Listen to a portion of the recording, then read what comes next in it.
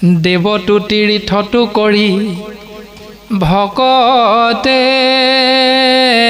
সেবৰ ভকতক ভজিলে গুচয় কৰ্ম জৰ কৰ্মজৰৰ পৰা কৰ্মবন্ধনৰ পৰা মুক্ত হোৱাৰ একমাত্ৰ পথটো হ'ল ভকতৰ সংগ ভকতক সেৱা কৰা আৰু সেই ভকতৰ বিষয়বস্তু আমি যদি জানিবলৈ চেষ্টা কৰোঁ তেতিয়াহ'লে মহাদেৱ শিৱই দেৱৰ্ষি নাৰদক কৈছে ভকত শব্দৰ অৰ্থ ভ মানে ভকে আহিব লাগিব ক মানে কটকৈ খাব লাগিব আৰু ত মানে তৎক্ষণাত যাব লাগিব এইটোৱে হ'ল ভকতৰ সংজ্ঞা সুন্দৰভাৱে সিদ্ধান্ত দিছে ৰাম্ভ মানে ভগৱন্ত ভৱ বিমোচন ভজন ভক্তিতে পূৰ্ণ হুৱন্ত যিজন ভ মানে এই ভৱ সংসাৰৰ পৰা তৰি যাব পৰা একমাত্ৰ পথটো হ'ল কৃষ্ণ নাম আশ্ৰয় কৰা আৰু তেওঁৰ নাম আশ্ৰয় কৰিবৰ বাবে আমি ভজন আৰু ভক্তিত পূৰ্ণাংগ ৰূপত নিজকে আগবঢ়াই দিবলৈ চেষ্টা কৰিব লাগিব ভ বৰ্ণটোৱে এইটো সিদ্ধান্ত দিলে তাৰপাছত ক বৰ্ণটোৱে ক'লে ক বৰ্ণে কৃষ্ণত শৰণ পবিত্ৰ পৰম আত্মাক মানন্ত কৃষ্ণ সমস্তকে সম ক বৰ্ণটোৱে ক'লে শৰণ যদি লোৱা ভজন যদি লোৱা কেৱল কৃষ্ণদেৱৰ চৰণত ল'বা এতিয়া আমি ক'ত লৈ আছোঁ আমি চিন্তা কৰাটো অতি প্ৰয়োজন আমাৰ শৰণ আৰু আমাৰ ভজনৰ ওপৰত সাম্প্ৰতিক সময়ৰ ছবি এখন আমি চিন্তা কৰিলে উত্তৰ পাওঁ যে আমাৰ শৰণটো হ'ল চাহ খোৱা শৰণ আৰু আমাৰ ভজনটো হ'ল ভাত খোৱা ভজন আৰু শাস্ত্ৰই কৈছে হৰিত শৰণ লয়া যিটো জন হে হৰিৰ চৰিত্ৰ শ্ৰৱণ কীৰ্তন কৰে শৰণ ল'বলৈ কৈছে কেৱল হৰিত কৃষ্ণত শৰণ লোৱা আৰু শৰণ লোৱাৰ পিছত আমাৰ কৰ্মটো কি হ'ব এতিয়া হৰিত শৰণ লয়া যিটো জনে হৰিয়ে হৰিৰ চৰিত্ৰ শ্ৰৱণ কীৰ্তন কৰে এতিয়া আমাৰ নিয়মটো হ'ব লাগিছিলে হৰি নাম শ্ৰৱণ কীৰ্তন কিন্তু কোনো দিন সময় নাই এতিয়া শৰণটো ৰ'বনে নৰয় এতিয়া দোকান এখন খুলি ল'লোঁ দোকানী হিচাপে 30 দিনৰ দোকানখন খুলিব লাগিছিল কিন্তু 30 দিনৰ ভিতৰত 2 দিন খুলি 28 দিন বন্ধ কৰি ৰাখিলোঁ বিস্কুট আলু দাইলৰ কি অৱস্থা হ'ব স্বাভাৱিকতে সি নষ্ট হ'ব গেলি যাব সেইকাৰণে প্ৰত্যেক দিনাই যদি দোকানখন খুলি থকা যায় তেতিয়াহ'লে দোকানখনৰ বিক্ৰীও সুন্দৰভাৱে হৈ থাকিব আৰু বস্তুবিলাকো লোকচানৰ পৰা আপুনি মই বাচি থাকিব পাৰিম ঠিক তেনেকৈ হৰিত শৰণ লোৱাৰ লগে লগে প্ৰত্যেক দিনা আমি গুৰু সেৱা কৰাটো শাস্ত্ৰই আমাক সিদ্ধান্ত দিছে আৰু গুৰু সেৱা কৰিবৰ বাবে আমি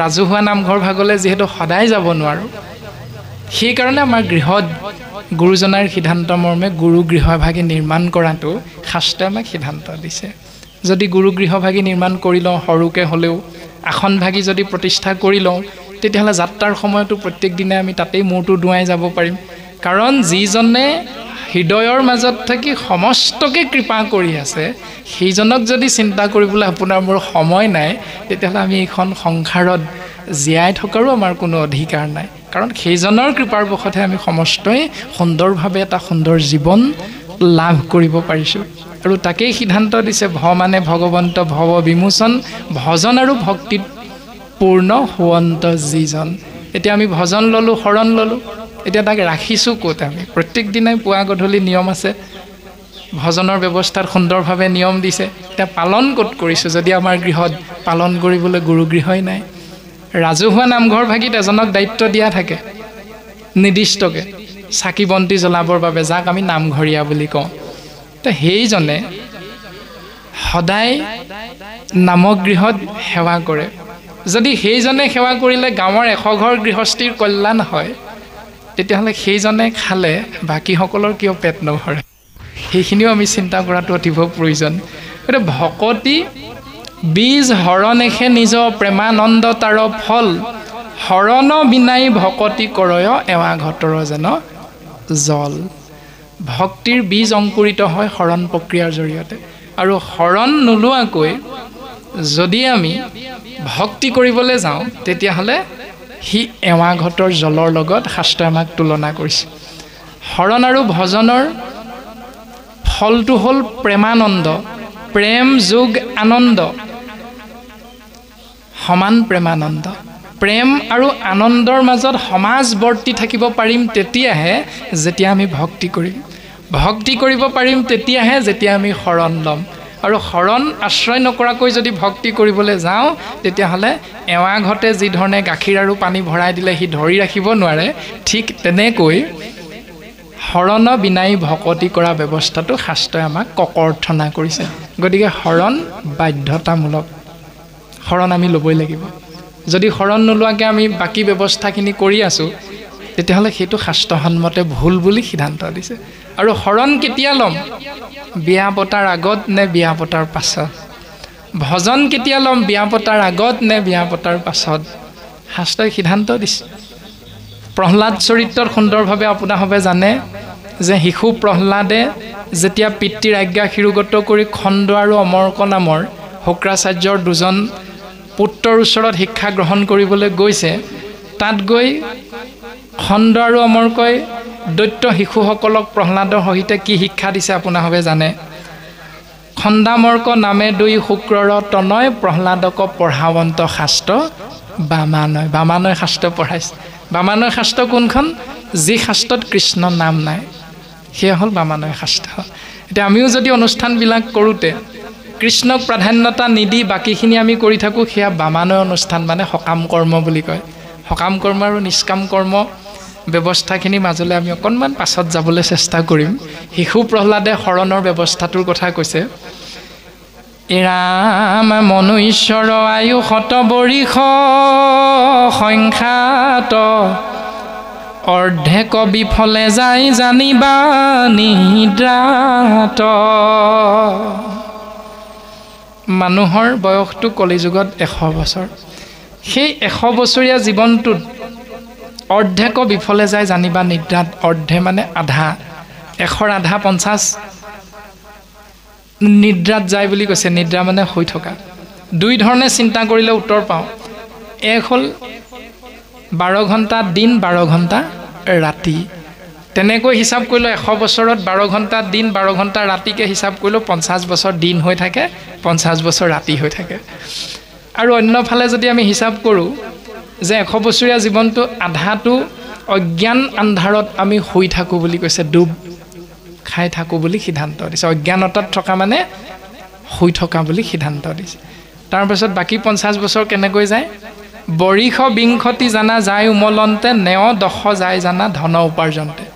20 বছৰ ধেমালি ধুমুলা কৰোঁতে যায়, 10 বছৰ ধন ঘটোতে যায়। 50, 20, 70, 70, 10, 80 থাকিল 20 বছৰ। সৰ্বশেষে বৃদ্ধকাল বৰিষ বিংশতি, একো কাৰ্য সাধিবেক নাহিকে শকতি। একেবাৰে শেষৰ 20টা হ'ল বৃদ্ধকাল। শৰীৰটোহে আমাৰ বিনাশ হয়, আত্মা কিন্তু অবিনাশী। সেইকাৰণে আমাৰ 80 বছৰীয়া 90 বছৰীয়া দেউতা এজনক পালে আমাক সোধে, আপোনাসৱে জানে সমাজ ব্যৱস্থাৰ নিয়ম, বোলে সোণটো তোমাৰ ঘৰ ক'ত? আমুকত। এনেধৰণে আমি ইজনে সিজনক আলোচনা কৰোঁতে কওঁতে বোলে আমুকত নেকি? সেই তাতে মোৰ লগৰ ল'ৰা এজন আছে। তাৰমানে তেওঁৰ বয়স 90 বছৰ, অথচ তেওঁৰ মনটো কিন্তু এতিয়াও কোমলীয়া। তাৰমানে মোৰ লগৰ ল'ৰা এজন আছে তাত। এতিয়াও যেন আমি লৰাই হৈ আছোঁ, তেনেকুৱা ভাৱনাটো প্ৰকাশমান হয় মুখেৰে। এতিয়া শেষৰ 20টা বছৰ বৃদ্ধকাল।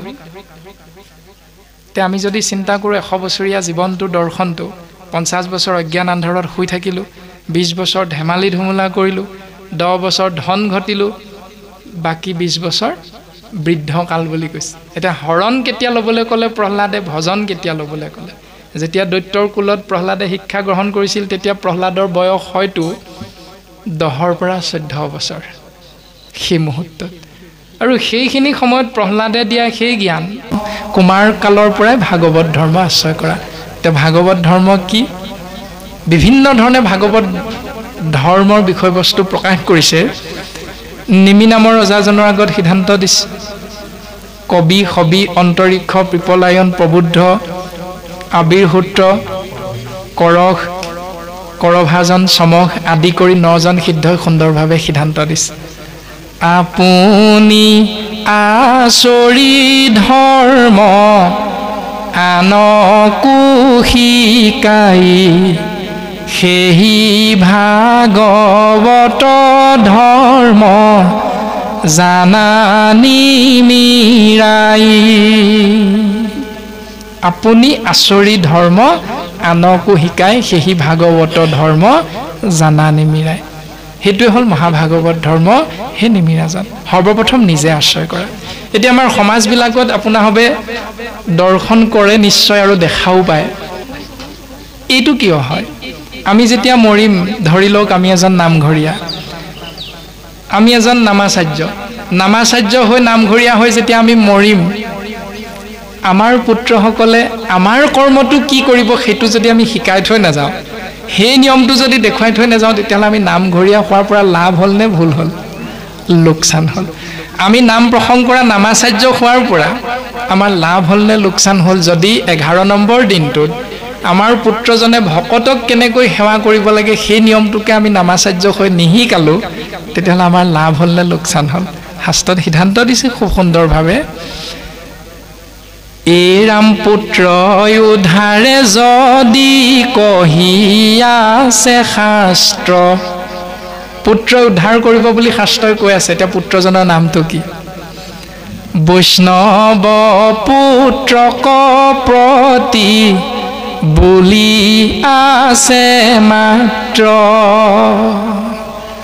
আপুনি মই বৈষ্ণৱ হলো আপোনাৰ মোৰ পুত্ৰ কিন্তু অসুৰ হ'ল এতিয়া আপুনি মই তৰিম নে নতৰিম কাৰণ পুত্ৰই ভুল নিয়ম কৰিব আপুনি মই শুদ্ধ নিয়মত চলি আছো এই শুদ্ধ নিয়মত চলুতে আমাৰ সমাজত আমি নিজৰ পুত্ৰসকলকো যদি গাঁৱৰ বাকি সকলকো যদি সেই নিয়মটো শিকাও আপুনি আচৰি ধৰ্ম আনকো শিকায় সেই ভাগৱত ধৰ্ম জানা নিমিৰা আমি যদি কওঁ নাই নাই নাই তই শৰণ লোৱা নাই এখিলে নাহিবি তেতিয়াহ'লে সেইজন কেতিয়াও জীৱনত আমাৰ সংগলে নাহে যদি আমি কওঁ নাই নাই নাই তুমি শৰণ লোৱা নাই তুমি চাহ দিব নোৱাৰিবা এনেকৈ তুমি ৰিহাখন পিন্ধি আহা আদি আদি নীতি নিয়মৰ মাজতেই যদি আমি আবদ্ধ হৈ থাকোঁ নাই নাই ইয়াত মহিলাৰ স্থান নাই ইয়াত আইসকল বহিব নোৱাৰিব ইয়াত কেৱল শৰণ ভজন পৰমাৰ্থিক তত্ত্বৰ ভকত কেইজনহে ইয়াত বহিব পাৰিব বাকীসকল বহিব নোৱাৰে এনেকৈ যদি সমাজখন আমি ভেদ কৰি কৰি গৈ থাকোঁ বয়সক দোহাই দি তেতিয়াহ'লে এদিন আমি দেখিম আমাৰ পৰমাৰ্থিক তত্ত্ব জানিবলৈ অহা ভকতৰ সংখ্যা কেৱল 2-3 জনৰ মাজতে সীমাবদ্ধ হৈ যাব গতিকে এই বেৰখন আপুনি আমি এৰা ধৰাৰ মাজেৰে চলিবলৈ শিকিব লাগিব তেতিয়াহে আমাৰ সমাজখন সুন্দৰৰ পৰা সুন্দৰ হ'ব যদি আমি আৰু তুমি শৰণ লোৱা নাই ভজন লোৱা নাই তুমি কেনেকৈ পাঠ কৰিবা তুমি পাঠ কৰিব নোৱাৰিবা এই নিয়মখিনি আমি যিমান পাৰোঁ সিমান শিথিল কৰিবলৈ চেষ্টা কৰাটো অতিব প্ৰয়োজন নামঘৰলৈ আমি দেওবাৰে শনিবাৰে যদি আমাৰ পুত্ৰসকলক লগত লৈ বোলে আহা তুমি পাৰিবা কিয় নোৱাৰিবা তোমাৰ কণ্ঠ সুন্দৰ তুমি দিহানামো গোৱা তুমি বিহু নামো গোৱা গতিকে ইমান সুন্দৰ কণ্ঠ তুমি কীৰ্তন পঢ়িব লাগিব আহা এই বুলি যদি আমি আমাৰ সন্তানসকলক উঠি অহা যুৱকসকলক যদি কীৰ্তন দশম ঘোষা ৰত্নাৱলী পঢ়িবলৈ যদি আগবঢ়াই দিওঁ এসপ্তাহ 10 দিনৰ পাছত দেখিব তেওঁ নিজেই ক'ব মই শৰণ ভাগ লৈ লওঁ নেকি